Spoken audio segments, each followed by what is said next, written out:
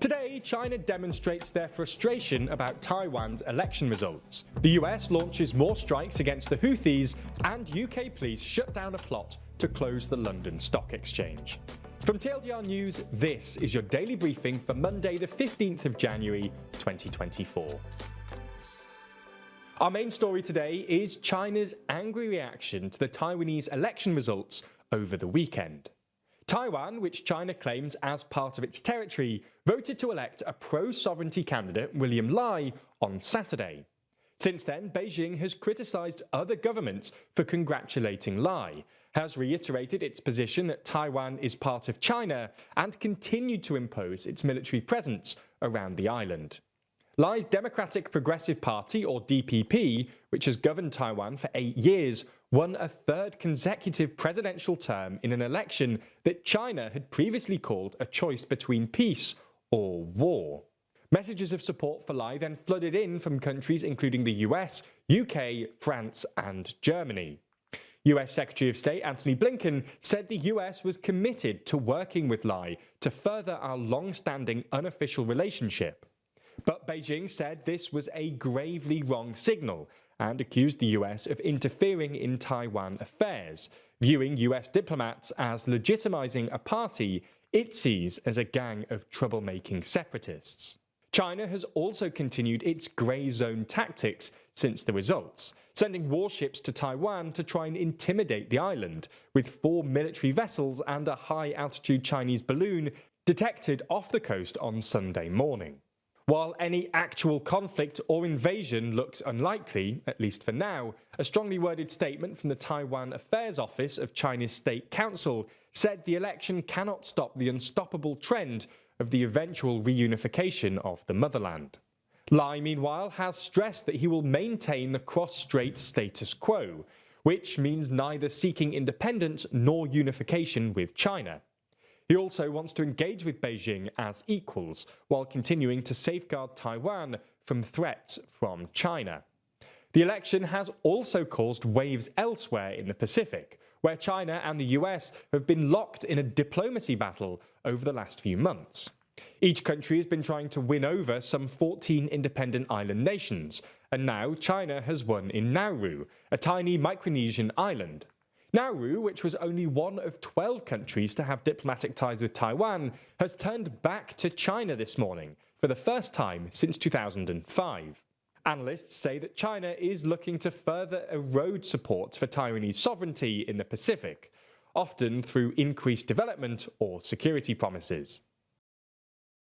On Sunday, Houthi rebels in Yemen fired an anti-ship cruise missile at a US warship in the Red Sea, the US military has said, marking the first attack by the Houthis since the US and UK struck targets in Houthi-controlled parts of Yemen.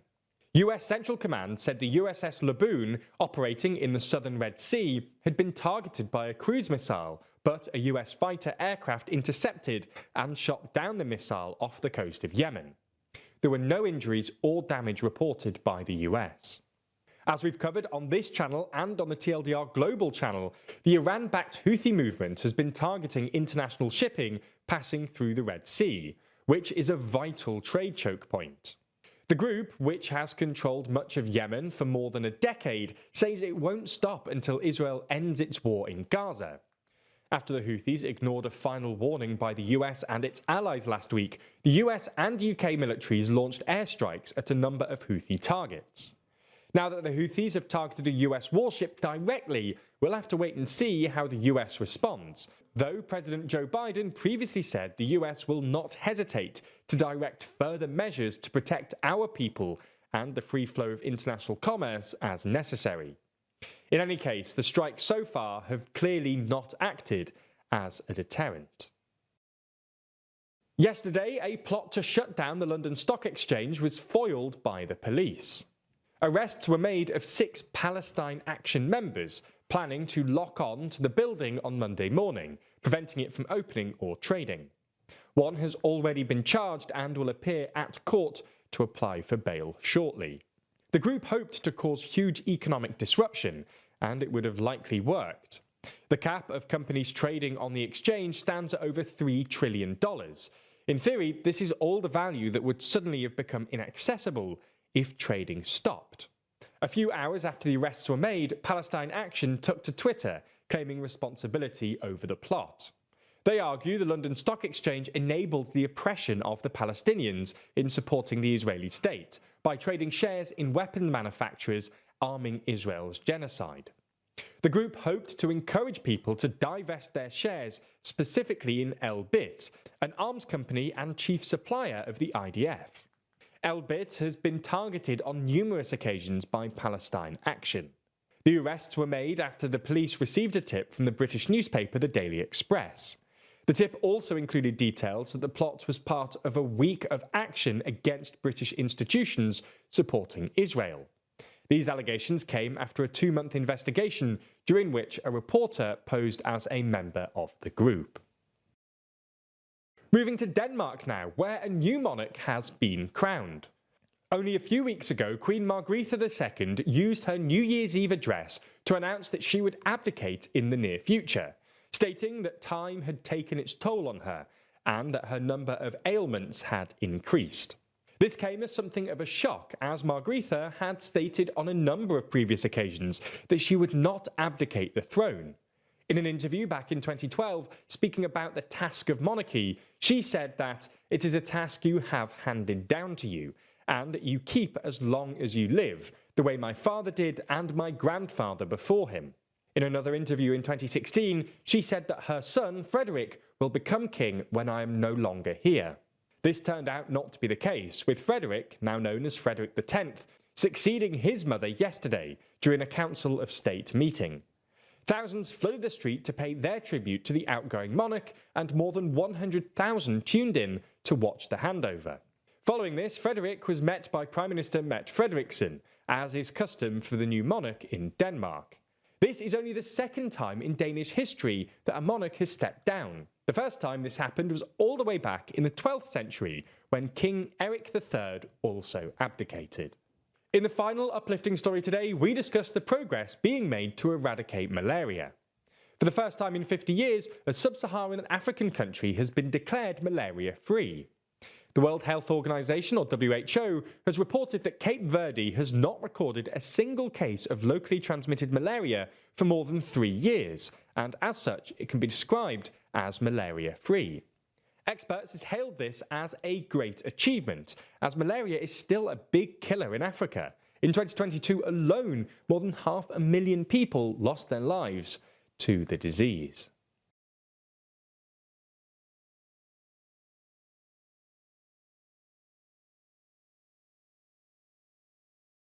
Today, the US and UK strike Yemen.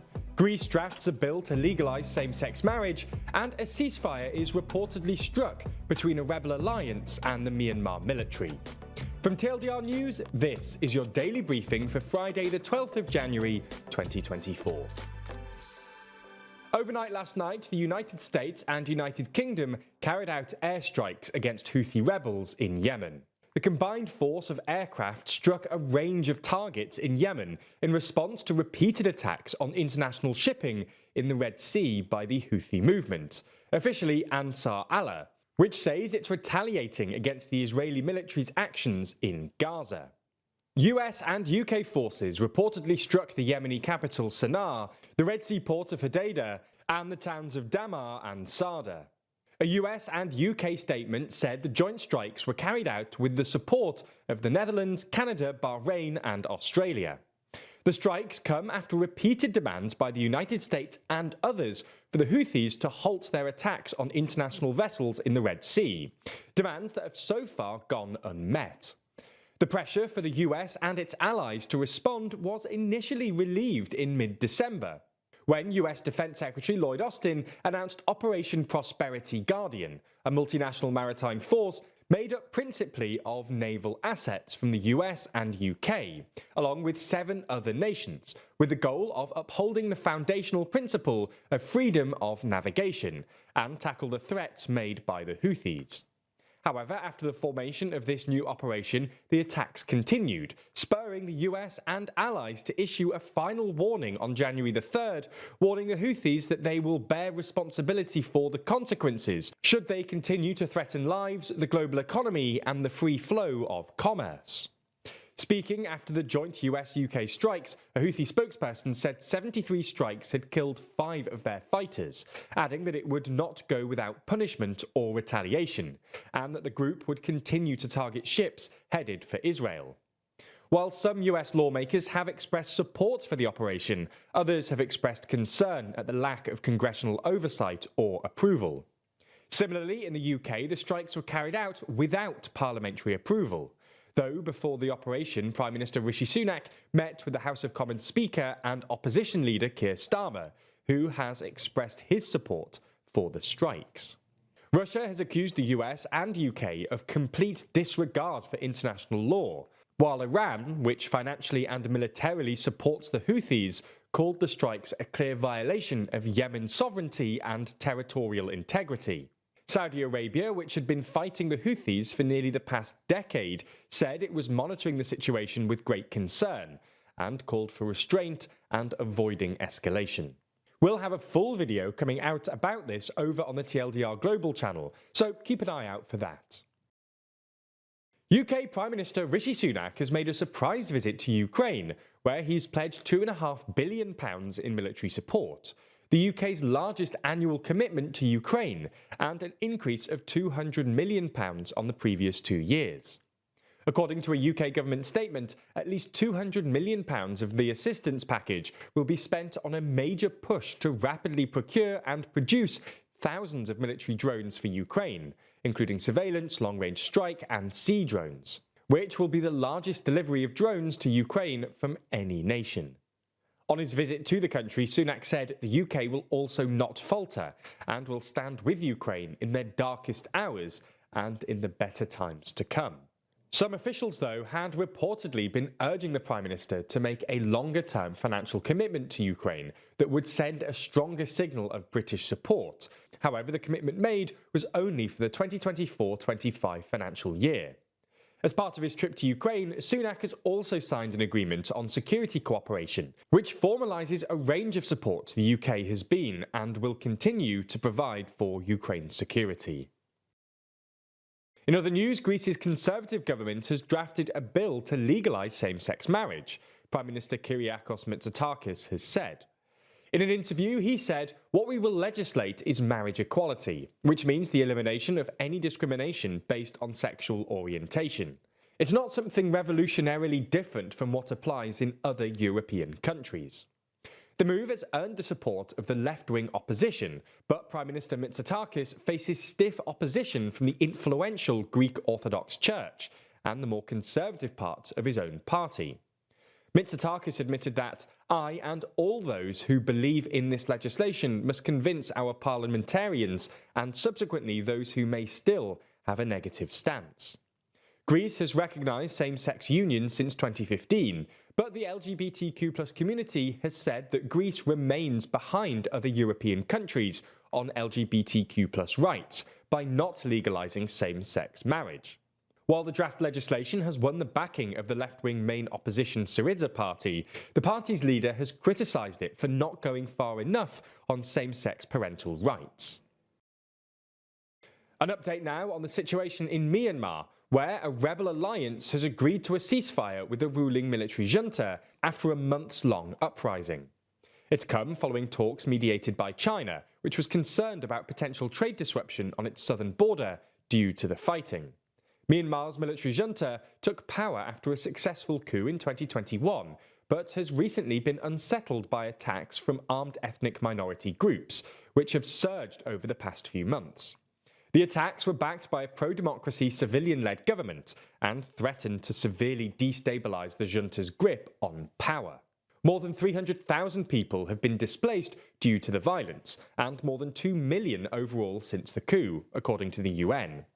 The conflict has also seen Myanmar police and soldiers surrender to rebel groups or flee across the border into India. Under the ceasefire agreement, rebel groups will stop attacking enemy camps or towns, and the military junta will stop airstrikes, bombardment, and the use of heavy weapons. Both sides have pledged not to harm residents at the Chinese border. And finally, we end with the news that archaeologists have discovered evidence of a large ancient city in the Amazon, which changes the way we see Amazonian cultures. Located in eastern Ecuador's Upano River Valley, the archaeological site contains houses and plazas connected by a network of roads and canals, and has been mapped thanks to excavations and LiDAR technology. A co-author of the study said, "Most people picture small groups, probably naked, living in huts and clearing land. This shows ancient Amazonian people lived in complicated urban societies." The lead researcher said, "This is older than any other site we know in the Amazon, with the city built around 2,500 years ago and occupied for up to 1,000 years, with a population." Ecuador announced a state of emergency, political unrest in Poland, and 2023 is found to be the hottest year on record. From TLDR News, this is your daily briefing for Wednesday, the 10th of January, 2024. Our main story today is that Ecuador is on the brink of civil war. Yesterday evening, President Daniel Noboa ordered the army to neutralize more than 20 drug gangs after a state-owned TV station was hijacked live on air by masked gunmen. Ecuador's president announced a 60-day state of internal armed conflict after a gang stormed the TV studio wielding guns and grenades and threatening to shoot presenters. Ecuador's national police immediately deployed specialist units to the TV studio, where 13 people were arrested. Earlier on Monday, President Noboa declared a state of emergency after a notorious drug lord escaped from a maximum security prison, and unrest broke out at several others.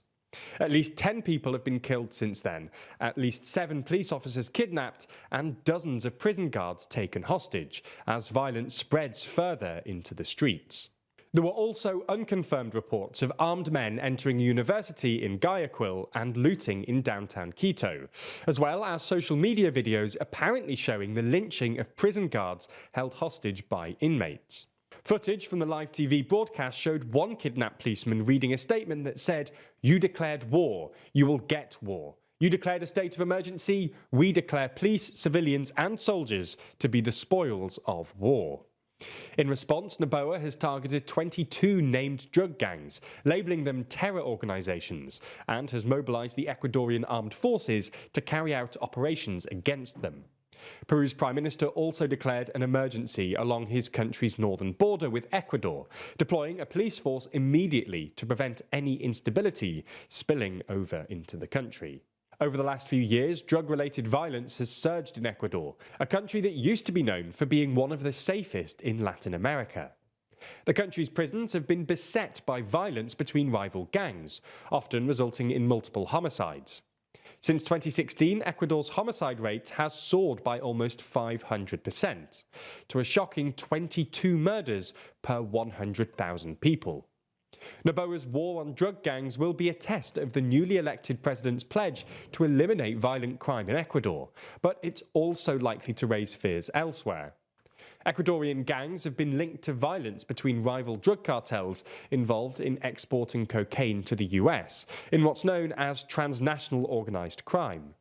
The US has said it is coordinating closely with Noboa and stands ready to provide assistance. Last night in Poland, a dramatic standoff between the populist Law and Justice Party that ruled for 8 years and the new pro-EU coalition. Polish police arrested the former Interior Minister Mariusz Kamiński and his close associate Deputy Interior Minister for abuse of power. An appeals court last December ruled that the two politicians should serve 2 years in prison for having overstepped authority in a case dating back to 2007. After the verdict was announced, they were stripped of their parliamentary mandate. However, the pair refused to recognise the verdict, as did the Law and Justice ally President Andrzej Duda, who pardoned them both in 2015. Duda insists that they remain legally elected MPs. The current Prime Minister argues otherwise. So on Monday evening, a court issued an arrest warrant for the pair. The two politicians took refuge for hours in the Poland presidential palace. Accusations were thrown everywhere. Kaminski accused the newly elected government of being a grim dictatorship, while Prime Minister Donald Tusk accused Duda of obstructing justice and attacking the rule of law.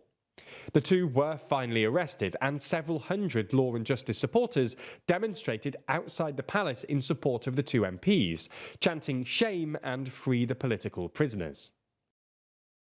The data is now in, and 2023 has been confirmed as the hottest year ever on record. On average, last year it was 1.48 degrees warmer than the long-term average before humans started burning fossil fuels. When we dig down into the specifics, we see that almost every day since July in 2023 saw a record being broken for high air temperature. Now, it should be noted that the exceptionally high temperatures are, at least in part, a symptom of last year's El Niño weather event.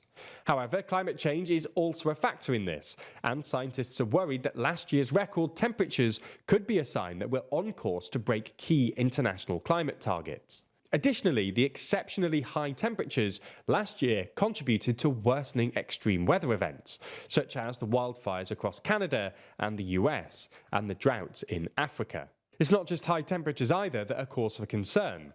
Scientists also noted last year that Antarctic sea ice is mind-blowingly low, and that glaciers in North America and the Alps had gone through what's referred to as melt season. These have contributed to a sea level rise. We'll have to see whether 2024 continues this trend. Here in the UK, significant progress is being made in the ongoing post office scandal, an issue that began almost 2 decades ago and which saw a huge number of sub-postmasters falsely accused of theft and fraud. The problem was related to an issue with the Horizon accounting system, which made it appear as though there were shortfalls which, in reality, didn't exist. The scandal was recently dramatised in an ITV show which aired last week, called Mr. Bates vs. the Post Office. It has clearly captured the attention of the public and politicians, as some key developments have been made in its wake. Yesterday, the former head of the Post Office, Paula Venables, handed back her CBE after more than 1 million people signed a petition urging her to do so. The government has also announced today that a plan to help the victims is imminent. Asked about the specifics of the plan, Kevin Hollinrake, a business minister, couldn't give any more information, but claimed that the plan would likely be unveiled this week. Many sub-postmasters have waited years for their name to be cleared, and it's likely that the ITV show might end up being the reason that they finally achieve this. In the final uplifting story today, we discuss fossil fuels. Now, earlier in the episode, we discussed how last year was the hottest on record, and how this has had a negative impact globally. However, scientists also refer to 2023 as being the beginning of the end of the fossil fuel era. They believe that 2023 might be the year in which annual emissions reach a pinnacle before a terminal decline. More and more countries are beginning to transition away from fossil fuels, and more investment is going into green alternatives. It's hoped that if scientists are right about last year being the pinnacle, then we could be moving to... Today, France gets its youngest ever Prime Minister as Macron reshuffles his government. Joe Biden rejects calls to sack his defense secretary, and a notorious cartel leader escapes in Ecuador. From TLDR News, this is your daily briefing for Tuesday the 9th of January 2024. On Monday afternoon, French President Emmanuel Macron kicked off a long-awaited government reshuffle by announcing the resignation of his Prime Minister and Head of Government, Elisabeth Borne. Resignation may be a polite way of putting it, as in her resignation letter, Borne suggested it was not her preferred plan of action, referencing Macron's desire to appoint a new Prime Minister. On Tuesday, after a long delay, perhaps suggesting a lot of behind-the-scenes manoeuvring, Gabriel Attal was named as France's new Prime Minister. At just 34 years old, Attal will be France's youngest ever Prime Minister, and also its first openly gay one. He rose to prominence as government spokesperson during the COVID pandemic, and prior to appointment as Prime Minister was Education Minister, a role in which he notably announced a ban on school children wearing the abaya. He's a close ally of Emmanuel Macron, ranks as one of the country's most popular politicians, and his appointment will fuel speculation that he could be a top contender to succeed President Macron when his term ends in 2027. The decision to replace Borne, who was appointed Prime Minister after Macron won re-election in April 2022, is seen as an attempt to relaunch Macron's government for its final 3 years, after a series of difficulties and crises. Despite being re-elected, Macron's centrist alliance would lose its parliamentary majority just a few months later, at the June 2022 legislative elections, making the passage of his flagship reforms incredibly difficult. As Prime Minister, Borne used Constitutional Article 49.3 to force the unpopular pension reform through Parliament without a vote last year, and the government's controversial immigration bill only passed after lots of wrangling with right-wing and far-right lawmakers who eventually supported it. Ultimately, this weakened Borne's position, and from that point it seemed like her eventual departure was inevitable. Despite Attal's popularity and the desire for a fresh start, he ultimately faces the same challenges as Borne, the main one being a National Assembly in which the Macronist alliance is the largest grouping but does not have a majority. As for the reaction of opposition parties, in response to Attal's nomination, Socialist Party leader Olivier Faure called Attal a great communicator but a minister without a track record, occupying ministries for 5 or 6 months before moving on. Meanwhile, Jean-Luc Mélenchon said the office of Prime Minister is disappearing, suggesting that Attal will simply act as a spokesperson for President Macron. Loose bolts have been discovered on a number of Boeing 737 MAX 9s during inspection by airlines, ordered after part of the fuselage fell off a plane during an Alaska Airlines flight last week. The incident, which fortunately ended with a safe landing back in Oregon, prompted the US Federal Aviation Administration, or FAA, to ground 171 of the same planes, the Boeing 737 MAX 9s. Since then, Alaska Airlines has said it's found some loose hardware on some of its MAX 9s, while United Airlines said it found some bolts in need of additional tightening around the door plug, which is used to seal unused exits on planes and was the part that was dramatically ripped off mid-flight. The 27-kilogram door plug fell and eventually landed in an Oregon teacher's backyard. The discoveries put even more pressure on US aerospace giant Boeing, which was already left facing questions after the Alaska airline incident. Boeing said, "Safety is our top priority, and we deeply regret the impact this event has had on our customers and their passengers." For now, the planes remain grounded while investigations continue until the regulator deemed the 737 MAX 9s safe to fly. US President Joe Biden has rejected calls to sack his Secretary of Defense Lloyd Austin after it emerged that Austin had been hospitalized for days without informing the White House or the public. Last week, it was revealed that Secretary Austin had been put into intensive care on January the 1st, following complications following an elective medical procedure in late December, with his duties being transferred to Pentagon Deputy Chief Kathleen Hicks, who reportedly was not told why Austin was absent until January the 4th. It was on that same day, 3 days after Austin was hospitalized, that the Pentagon finally informed President Biden and the White House and then released a public statement on the 5th of January.